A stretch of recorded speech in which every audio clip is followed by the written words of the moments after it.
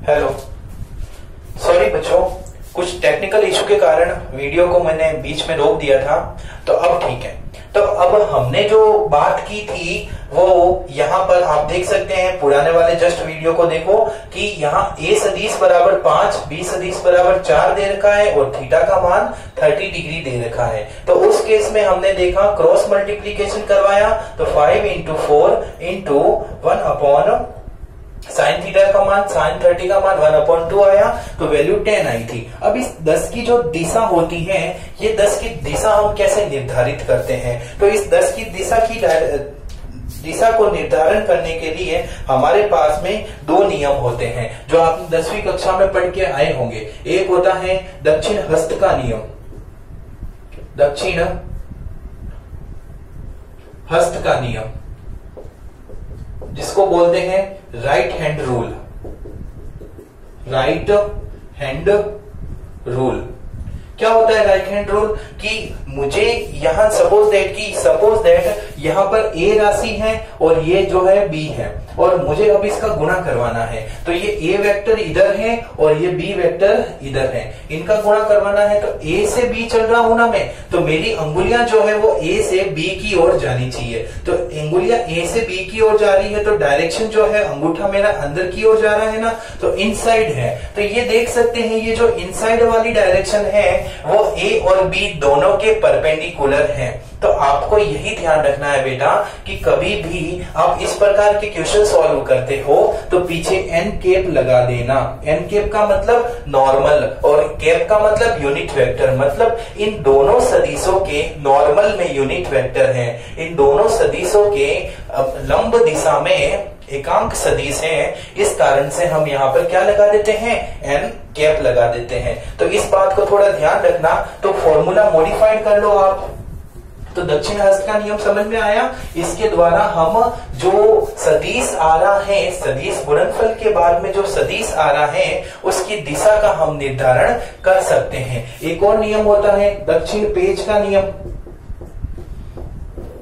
Page का नियम, दक्षिण पेज का नियम मतलब दक्षिण हाथ में पेज रखते हैं ना, तो स्क्रू ड्राइवर, तो स्क्रू ड्राइवर वाला जो नियम है वह दक्षिण हस्त पेज का नियम, दक्षिण हस्त पेज का नियम। इंग्लिश में इसको क्या बोलेंगे बेटा? इंग्लिश में इसको बोलेंगे राइट हैंड स्क्रू रूल बोलेंगे, ठीक है। तो दक्षिण हस्त पेज का नियम जो है राइट हैंड स्क्रू रूल, उस रूल के दौरान हम देख सकते हैं कि यहां पर आप जो डायरेक्शन होगी वह डायरेक्शन किस डायरेक्शन में होगी? आपके दक्षिण हस्त पेज के नियम की दिशा में हम फाइंड क्या करेंगे? सदिशों का जो सदिश गुणा होगा वह सदिश की दिशा बताता है। तो दक्षिण हस्त पेज का नियम आपकी समझ के बाहर होगा, इसमें समझ में नहीं आएगा, ये आसान है समझने के पॉइंट ऑफ व्यू से। तो दक्षिण हस्त का नियम समझ में आया था ना कि अंगुलियां को हम जिस सदिश से सदिश की ओर ले जाकर गुणा करते हैं तो जो अंगूठा होता है वो उन दोनों के सदिश गुणनफल की दिशा को बताता है, डायरेक्शन को शो करता है। ओके बच्चों, तो ये स्क्रीनशॉट ले लो। ओके, तो अब यहां पर आपको स्क्रीनशॉट ले लिया होगा, लेकिन साथ में जो फॉर्मूला हमने बताया था ए क्रॉस बी का, उसमें A vector cross A vector B vector sine theta और साथ में एन कैप रख देना। और ये एन कैप जो है वो क्या है? ए सदिश व बी सदिश के लंबवत एकांक सदिश है। अब मुझे लगता है आपको ये अच्छे से समझ में आया होगा। अगर मैं ये पहले ही डाल देता तो मैं यहाँ मुझे उस केस उधर जाके एग्जाम्पल करवाना पड़ता और एग्जाम्पल करता तो फिर मेरे जो नोट्स बन रहे थे उसमें थोड़ी खराबी हो जाती। तो कोई इशू नहीं है, एन कैप रखना है और ये ध्यान रखना है आपको कि ये जो एन कैप है वो क्या है? यूनिट वेक्टर है, यूनिट वेक्टर। और किसके यूनिट वेक्टर है? Normal to A vector and B vector. A और बी के नॉर्मल में यूनिट वेक्टर है जिसको आपको ध्यान रखना है। ओके बच्चों, और एग्जाम्पल करते हैं, और एग्जाम्पल अभी करते हैं। जैसे एक बार क्वेश्चन में ये पूछ लिया कि ए वेक्टर बराबर 5 वेक्टर हैं, ठीक है, और A के परपेंडिकुलर एक B वेक्टर है और उस B वेक्टर को आपको फाइंड करना है कब, जब A क्रॉस B की जो वैल्यू है वो आपके पास में 10 आती है, 10 एनकेप है। ये क्वेश्चन है। अब इस क्वेश्चन को कैसे सॉल्व करेंगे आप लोग, तो देखो आराम से, आपको पता है भाई A क्रॉस B दे रखा है, तो A क्रॉस B दे रखा है, उसका फॉर्मूला क्या होता है, A वेक्टर का मैग्नीट्यूड B वेक्टर का मैग्नीट्यूड साइन थीटा, और साथ में क्या होता है एन कैप। तो यहाँ इसकी वैल्यू कितनी दे रखी है बेटा, 10 एन कैप की वैल्यू दे रखी है। ए वेक्टर कितना है आपके पास में 5 है, इंटू बी तो हमें ज्ञात करना है, इंटू साइन।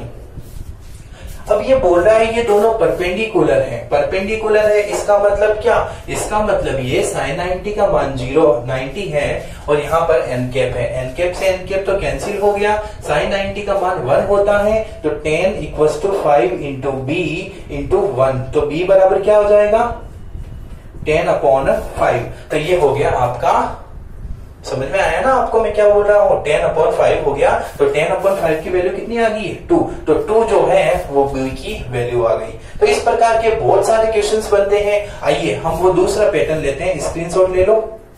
ओके, अब हम दूसरा पैटर्न करते हैं। दूसरा पैटर्न क्या, जैसे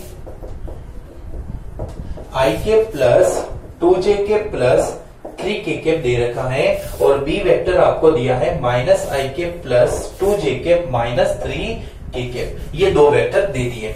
अब आपको पूछा कि इन दोनों वेक्टरों के बीच में क्या मल्टीप्लीकेशन होगा a क्रॉस b का, तो इसका फॉर्मूला क्या होता है, मेथड होता है पूरा। मेथड क्या है, सबसे पहले आप एक बॉक्स बना दो, उसके बाद में i cap j cap k cap रख दो। अब पहले कौन आ रहा है, a आ रहा है ना, तो इसलिए a में देखो i कैप के साथ में कौन है बेटा 1 है, j कैप के साथ में 2 है, k कैप के साथ में 3 है, और b में देखो तो b में i कैप के साथ में माइनस का 1 है, j कैप के साथ 2 है और k कैप के साथ माइनस का 3 है। तो अब आप देख सकते हैं यहाँ पर कि इनको यदि मैं खोलूं तो ये कोष्टक बना दिया i कैप, और ये कोष्टक बना दिया j कैप, और ये कोष्टक बना दिया k कैप। ओके, और यहाँ एक वाला जो फर्स्ट है वो प्लस का, सेकंड माइनस का, थर्ड वापस प्लस का। अब i कैप को कोष्टक को सॉल्व करना है तो i कैप के ऊपर हाथ रख दो और 2 को -3 से गुणा करो। तो 2 को -3 से गुणा करना है ना, 2 गुणा -3, और यहाँ पर माइनस आ गया। अब 2 को -3 से गुणा कर दिया, अब 2 को 3 से गुणा करो, तो 2 गुणा 3 हो गया। ये i कैप का काम हो गया। अब j कैप का काम करें तो इसको बंद करें, तो 1 गुणा -3, तो 1 को -3 से गुणा कर दिया, और अब इसको हटा दिया, 3 को -1 से गुणा करो, तो 3 गुणा -1 कर दिया। चलो अब आगे चलते हैं। अब k कैप की बारी, तो k कैप पे हाथ रख दो, 1 को 2 से गुणा करो, -1 को 2 से गुणा करो, तो 1 को 2 से गुणा किया माइनस, अब 2 को -1 से गुणा करो। ओके बच्चों, ये आपने किया। अब थोड़ा इसको सॉल्व करने की कोशिश करो। 2 को -3 से गुणा करते हैं तो -6, 2 को 3 से गुणा करते हैं तो -6, और ये i कैप। 1 को -3 से गुणा करते तो -3, 3 को -1 से गुणा करते तो -3, लेकिन माइनस आगे है तो ये minus minus plus j cap plus. आगे चलो, 1 को 2 से गुणा करते हैं तो 2 को -1 से गुणा करेंगे तो माइनस का 2, लेकिन ये प्लस का 2 k कैप हो जाएगा। आगे चलो, तो माइनस का 6 और माइनस का 6 कितना हो गया, माइनस का 12 i कैप।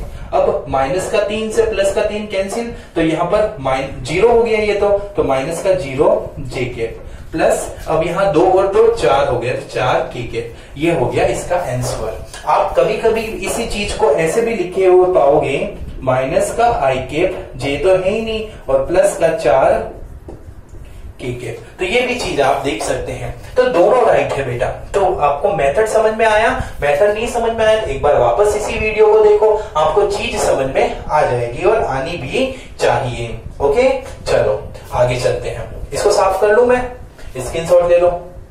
ओके,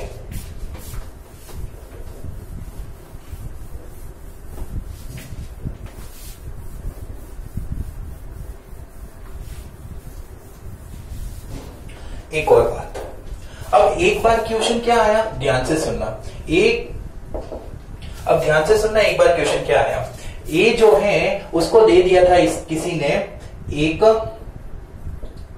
आई के प्लस एम जे के प्लस के के। ओके बच्चों, और यहां पर बी का वैल्यू दे दी थी बी बराबर 2i cap plus 3j cap plus 0k cap. Okay बच्चों, ये वैल्यू दे रखी थी और आपको पूछा, आपको बोला कि ए वेक्टर और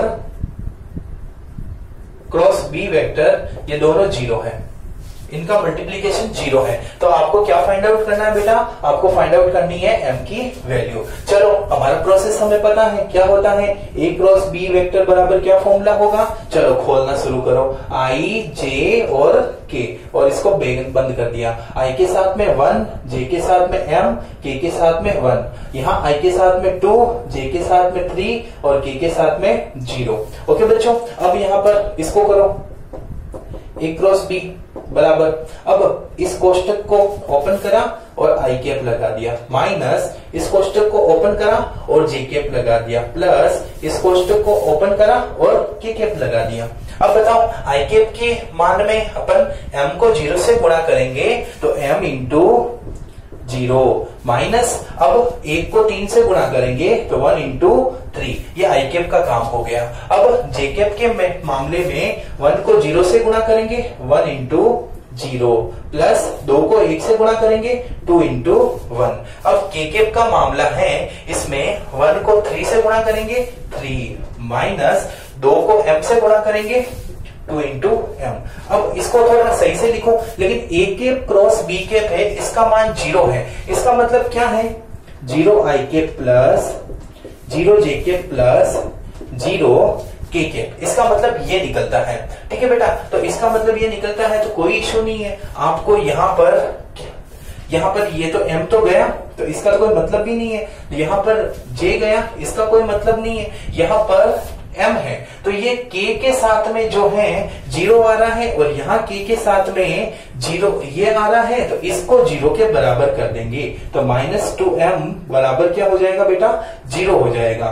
तो माइनस का 2m उधर गया तो 3 बराबर 2m, तो m बराबर 3/2, तो m की वैल्यू आ गई 3/2। इसका स्क्रीनशॉट मत लेना, इसको करना मत। एक्चुअल में अगर मैं देखूं सही मायने में तो ये क्वेश्चन गलत है। क्वेश्चन गलत कैसे होगा कि ये जो वैल्यू है इसको ध्यान से देखो, तो यहाँ पर वैल्यू m इंटू 0 तो है, लेकिन -3 जे आई कैप आ रहा है, और लेकिन उधर तो 0 आई कैप है, इधर 0 आई कैप इधर -3 आई कैप, क्या ये समान हो सकता है? नहीं है, तो क्वेश्चन गलत है। लेकिन मैं तो मुद्दा क्वेश्चन गलत होने का नहीं है, मुद्दा है कि आपको जो पूछे क्वेश्चन m की वैल्यू फाइंड आउट करने की, तो वहां एग्जाम में क्वेश्चन गलत नहीं आएगा, वो तो एकदम सही डाटा एक क्वेश्चन को 10 बार चेक करके फिर एग्जाम में देगा, तो उधर थोड़ा ध्यान रखना आपको। मैं तो देखो अब आपके सामने ऐसे ही बना रहा हूं, तो हो सकता है गलत, अब मैं गलत आपको नहीं करवाना चाहता, तो इसको आप करना मत, बस चीज को समझना कि m का मान मैंने कैसे प्राप्त किया है। ओके बच्चों, ठीक है। अब एक बार क्वेश्चन क्या आया, वो भी बहुत शानदार क्वेश्चन है, उसका मैं आपको थोड़ा बताता हूं क्वेश्चन क्या था। एक बार क्वेश्चन ये आया, ध्यान से सुनना, दो समान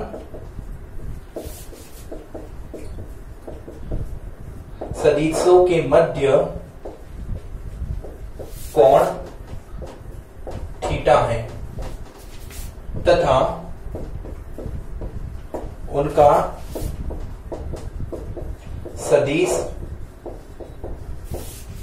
गुणनफल b, उनका सदिश गुणनफल, दो समान सदिश हैं जिनके बीच में कोण जो है वो कितना है बेटा थीटा है, और उनका सदिश गुणनफल, ध्यान से सुनना, सदिश जो गुणनफल है, सदिश गुणनफल है, दो समान सदिशों के बीच में कोण कितना है बेटा थीटा है, और उनका जो सदिश गुणनफल है, क्या है सदिश गुणनफल, उन सदिशों के, उन किसी एक सदिश के, क्योंकि समान है, किसी एक सदिश के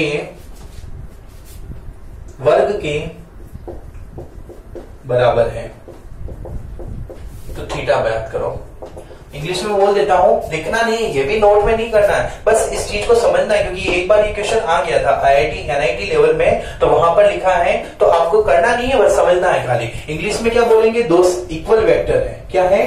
इक्वल वेक्टर। और उस इक्वल वेक्टर की बात करें तो उन दोनों के बीच में एंगल कितना है? थीटा है। उनका जो वेक्टर मल्टीप्लीकेशन करूंगा तो वेक्टर मल्टीप्लीकेशन वेक्टर के स्क्वायर के बराबर होगा। तो थीटा फाइंड आउट करना है। तो माना सदिश जो है वो ए सदिश है, तो दोनों सदिश ए ही होंगे। ठीक है, तो ए क्रॉस ए बराबर ए वेक्टर और साइन थीटा। ओके बच्चों, अब यहां पर जो ए वेक्टर, अब जो सदिश गुणा है वो सदिश के वर्ग के बराबर है। मतलब इन दोनों की जगह मैं लिख सकता हूं ए वेक्टर का एक मैग्नीट्यूड ले लिया और उसका स्क्वायर कर दिया। यहां पर भी देख लो आप, दोनों सेम ही है, तो एक वेक्टर बराबर साइन थीटा। ये से ये कैंसिल हो गया, साइन थीटा का मान 1 आ रहा है, मतलब थीटा का मान कितना होगा? 90 डिग्री होगा। तो ये 90 डिग्री हो गया। तो ये है आपके सामने कुछ क्वेश्चंस जो वेक्टर मल्टीप्लीकेशन से संबंधित थे, जो मैंने आपको करवाए हैं। ठीक है बच्चों, ये आपको थोड़े ध्यान रखने हैं। और अभी अगर आप चाहो तो एक क्वेश्चन और देख सकते हो, तो आराम से, अपन को कोई इशू नहीं है। चलो एक क्वेश्चन और कर लेते हैं हम। ठीक है, एक क्वेश्चन और करते हैं।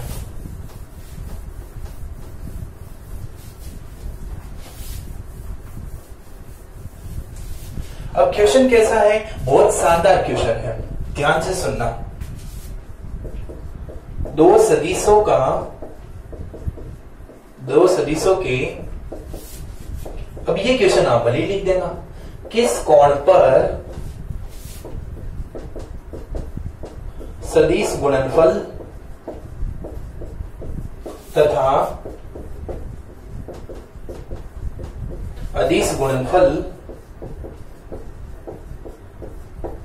समान होते हैं।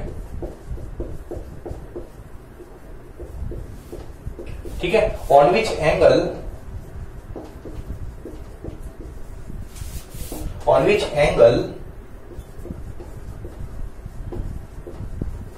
मल्टीप्लीकेशन, ये नोट्स पीडीएफ में नहीं मिलेगा ये वाला क्वेश्चन, तो आप लिख दीजिएगा vector multiplication and scalar multiplication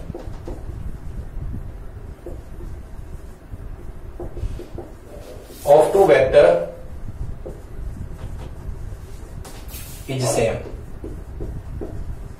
very important question है बेटा, अच्छे लेवल का क्वेश्चन है। अगर किसी को आपको बिठाना है, भाई जो ज्यादा बोलते हैं उनको बिठाना है, तो ये क्वेश्चन डाल दो, वो बैठ जाएंगे। ठीक है, तो ध्यान से सुनो, बहुत ही सिंपल सा क्वेश्चन है, बस ध्यान रखना है, कीवर्ड को पकड़ो। सदिश गुणा मतलब वेक्टर मल्टीप्लीकेशन किसके बराबर है? अदिश गुणनफल के, मतलब स्केलर मल्टीप्लीकेशन के बराबर है। तो इसका सॉल्यूशन क्या होगा? सदिश गुणा जो है, यही है सदिश गुणा, ये किसके बराबर होगा? वेक्टर गुणा के बराबर हो जाएगा। मैग्नीट्यूड की बात कर रहा हूं, वैसे तो ये बराबर नहीं हो सकता, ये तो सदिश राशि, ये अदिश राशि, कैसे बराबर होगी? ओनली परिमाण की बात कर रहा हूं। ठीक है, तो परिमाण की बात करूं तो यहां इसको खोलो, A vector B vector sine theta, इसको खोलो, A vector B vector cos theta. अब यहां पर A vector B vector, A से बी कैंसिल हो गया, मतलब साइन थीटा बराबर कोस थीटा। मतलब कोस थीटा को यदि मैं बट्टे में लेके जाऊं उधर, तो साइन थीटा बट्टा कोस थीटा, बट्टे में लेके गया तो उधर क्या बच गया? 1 बचा ना। अरे मैं प्लस से माइनस में नहीं लेके गया, मैं तो बट्टे में लेके गया। प्लस से माइनस लेके जाता तब 0 बचता, लेकिन यहां पर तो अपॉन में लेके गया ना, तो इसकी वैल्यू बराबर 1 की हो गई। अब साइन थीटा बट्टा कोस थीटा होता है, साइन अपॉन कोस क्या होता है? टेन थीटा, और टेन थीटा का मान 1। मैं जानता हूं कि टेन थीटा का मान 1 कब होगा? 45 डिग्री पे। 10 से 10 कैंसिल, थीटा का मान 45 डिग्री। तो ध्यान रखना कि दो सदिशों के बीच में यदि 45 डिग्री का कोण है, तो उनका जो अदिश गुणा है और सदिश गुणा है, उन दोनों का परिमाण जो होता है, मैग्नीट्यूड होता है, वो हमेशा बराबर होता है। तो ये बहुत ही अच्छा क्वेश्चन था बेटा, इसका स्क्रीनशॉट आप ले लेना। ठीक है, तो यही बातें हमने सदिश गुणा के बारे में पढ़ी। तो मैं आशा करता हूं आप कुशल होंगे, आराम से मेरे इस लेक्चर को देखकर अध्ययन कर रहे होंगे और अपनी पढ़ाई को बरकरार रख रहे होंगे। ध्यान रखना बेटा, ये जो सदिश गुणा वाला टॉपिक है ये 2 पार्ट में आ गया है। टेक्निकल इश्यू के कारण बताया था ना, फर्स्ट पार्ट और सेकेंड पार्ट, इन दोनों पार्ट को साथ में ही देखना। अपलोड जब भी मैं करूंगा तो इन दोनों पार्ट्स को मैं साथ में करूंगा। Thank you very much.